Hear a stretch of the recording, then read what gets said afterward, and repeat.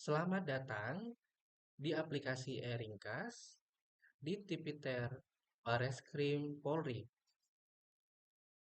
Pada kesempatan ini, saya akan mendemokan aplikasi e-Ringkas berdasarkan akun atau roles daripada pengawas. Langsung saja, setelah kita klik link atau link web e-Ringkas, dia akan langsung menampilkan halaman awal atau halaman login, pop-up login seperti ini, isi nama pengguna,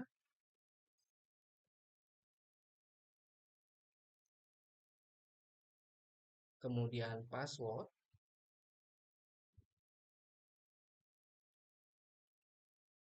setelah itu klik captcha,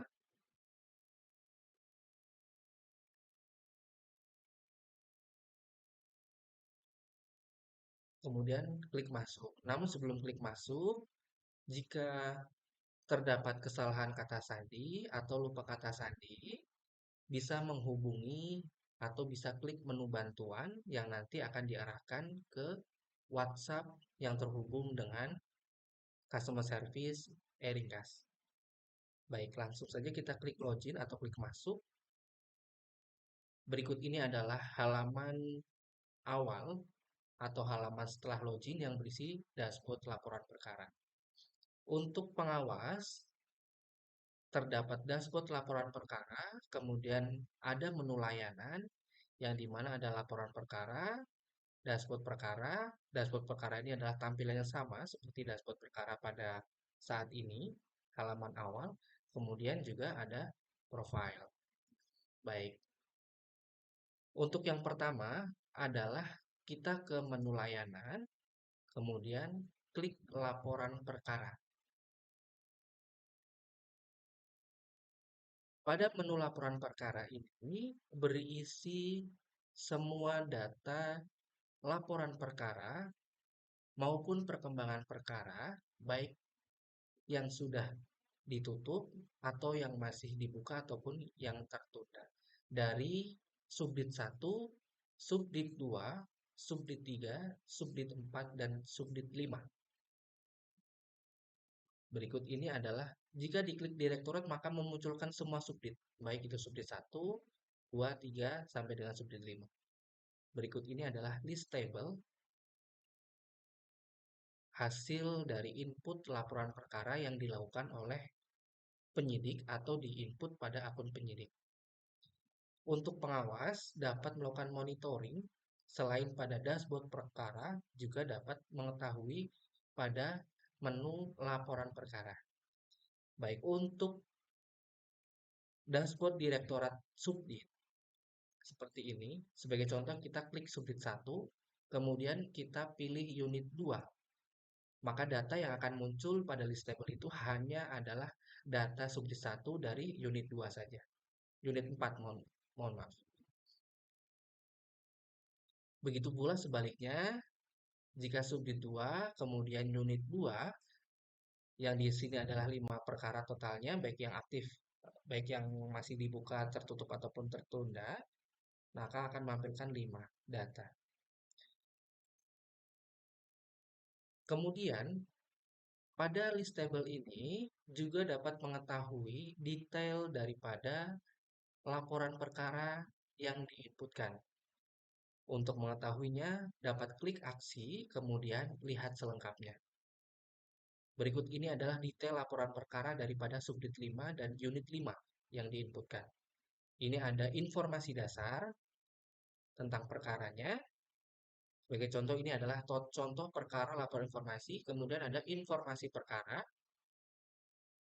kemudian ada status perkara terkini, yang dimana status perkara atau laporan perkara dari subdit 5, status perkara terkininya adalah pada tahapan sprint leading. Kemudian pada data korban, barang bukti, dan saksi juga dapat dilihat.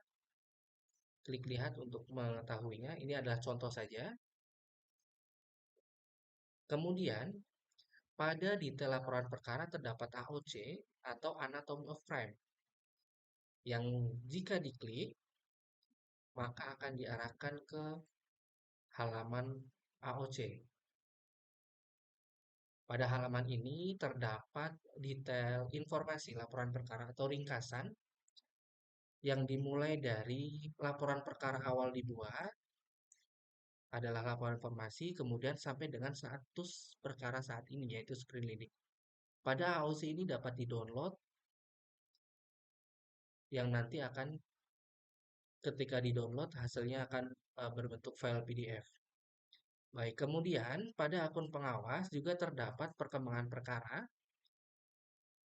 Perkembangan perkara ini adalah untuk menandakan bahwa pergerakan perkara dari awal di input, baik itu laporan perkara awal atau perkara baik informasi ataupun polisi sampai dengan perkembangan saat ini. Sebagai contoh ini adalah perkara awalnya.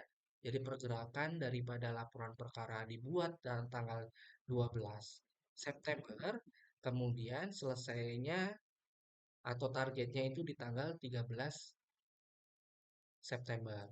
Kemudian pergerakannya sampai dengan saat ini adalah sampai dengan sprint leading. Kemudian pada timeline perkembangan perkara juga terdapat lihat selengkapnya yang nanti akan diarahkan ke halaman detail laporan perkara. Pada halaman detail ini juga terdapat data-data. Ini adalah data sesuai dengan inputan yang dimiliki daripada subdit 5. Kemudian pada perkembangan perkara, di samping kanan ini juga ada log activity. Jadi merekam semua inputan, baik inputan laporan perkara maupun perkembangan perkara, yang jika ada penambahan atau perubahan dokumen, itu semuanya nanti akan tercatat pada log activity. Baik itu ada penghapusan data, atau perubahan data, atau penambahan data, maka nanti akan tercatat di log activity atau terekam di log activity ini. Ada tanggal berapa diubahnya, kemudian jam berapa itu sudah ada. Nah, kemudian pada akun pengawas itu terdapat juga menu dashboard perkara. Nah, ini adalah menu dashboard perkara sesama dengan tampilan setelah login. Pada dashboard perkara terdapat jumlah perkara, kumpulan dari perkara, laporan polisi dan laporan informasi, kemudian juga ada mutasi. Ini semua adalah kumpulan daripada subdit 1 sampai dengan subdit 5. Kemudian terdapat ranking subdit. Ranking subdit ini berdasarkan perkara yang ditutup dari masing-masing subdit 1 sampai subdit 5. Kemudian terdapat perkara ditangani dan perkara sedang berjalan, yaitu ada laporan polisi dan kedua ada laporan informasi. Sebagai informasi juga, untuk perkara yang sudah mutasi akan dicatat dalam laporan polisi. Jadi perkara yang bermutasi dari laporan informasi awalnya yang sudah bermutasi ke laporan polisi nanti akan tercatat di laporan polisi. Kemudian pada dashboard perkara juga terdapat total tahanan.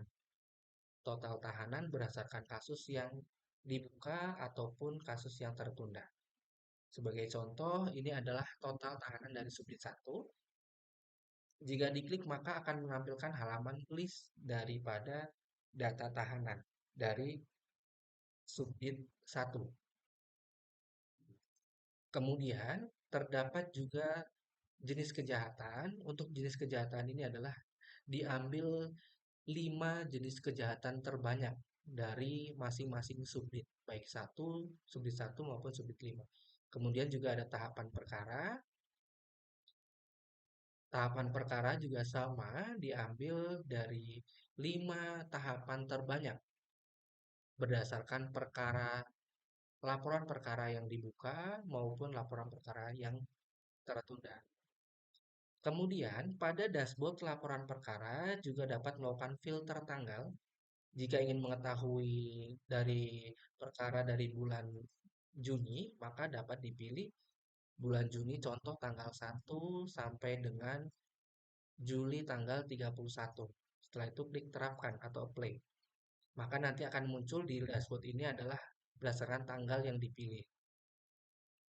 Ini adalah hasil data dari laporan perkara atau dashboard perkara sesuai dengan tanggal yang dipilih, tanggal 1 bulan Juni sampai dengan tanggal 31 bulan Juli.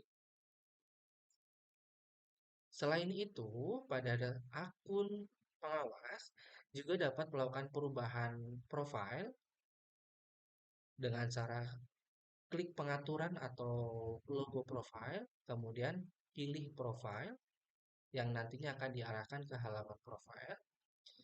Untuk merubah data diri, silakan bisa klik tombol atau klik logo pena, nanti akan diarahkan ke form ubah data diri.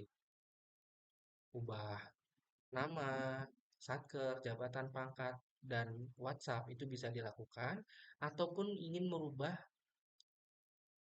profile, ataupun juga ingin merubah kata sandi. Jika ada perubahan kata sandi, di sini, di form ini, ketika disimpan, maka sistem akan otomatis atau aplikasi akan otomatis terlogout.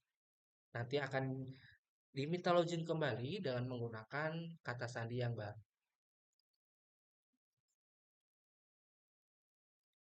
Jika membutuhkan bantuan ketika sedang mengoperasikan aplikasi e-Ringkas khusus untuk pengawas, jika ada kendala ataupun membutuhkan informasi, dapat menghubungi bantuan atau klik button bantuan di pojok kanan bawah yang nantinya akan diarahkan ke WhatsApp Customer Service Eckerman.